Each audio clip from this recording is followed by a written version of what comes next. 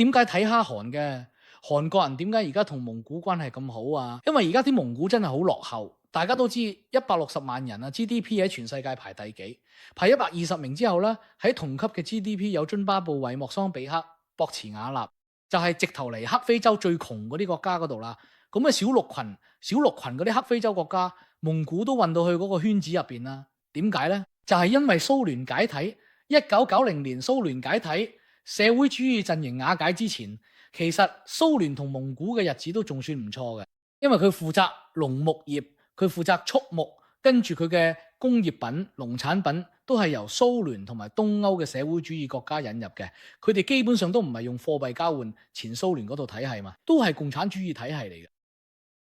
結果人哋一個個獨立嘅，佢就慘啦，除咗養牛養羊，佢哋都冇工業，一啲都冇。其實外蒙咧有好多唔同種類嘅嘢，銅礦、鐵礦、金礦、稀土嘅儲量啦，稀土嘅全世界都排前幾名啦。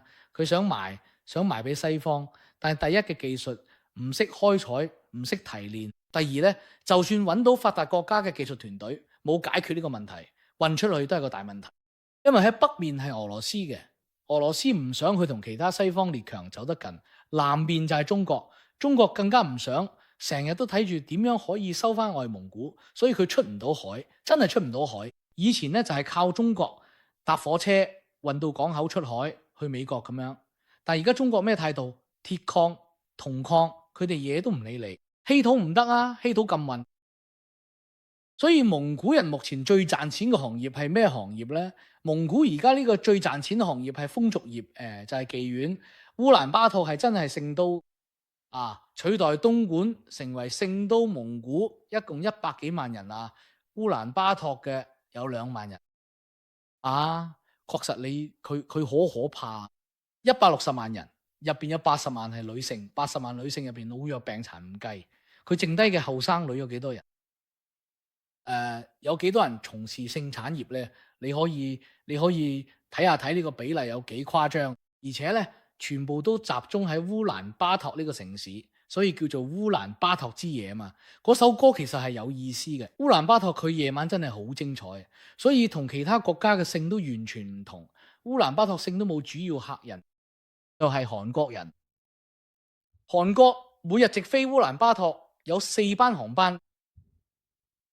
全部都係去嫖嘅，平啊，服務又好啊。每年最少有200萬人次嘅韓國老男人去烏蘭巴托玩嘅老母烏蘭巴咧，蒙古國成個國家咧都只係得100幾萬人，每年有200萬人次韓國人去玩。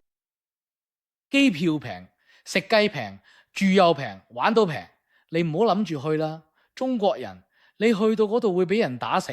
打完都唔會有折頭俾你。點解烏蘭巴托嘅夜場全部都係韓式嘅？有300幾間韓式 KTV、韓式桑拿、韓式酒吧 club， 食飲嫖賭一條龍。喺韓國係犯法嘅，但喺烏蘭巴托全部都係合法嘅。韓國嘅網站仲好有系統嚟做攻略，喺烏蘭巴托點樣嫖，邊間嘅女好，邊間有咩特色，價錢全部都寫得清清楚楚，一目了然。而且烏蘭巴托有好多一樓一鳳自己做生意嘅。喺烏蘭巴托嘅高級住宅區，你見到門口有對鞋，你推門入去就得噶啦。門口擺對鞋就係招牌嚟嘅。所以點解韓國同蒙古會個 friend呢？其實呢2個國家有傳統友誼嘅。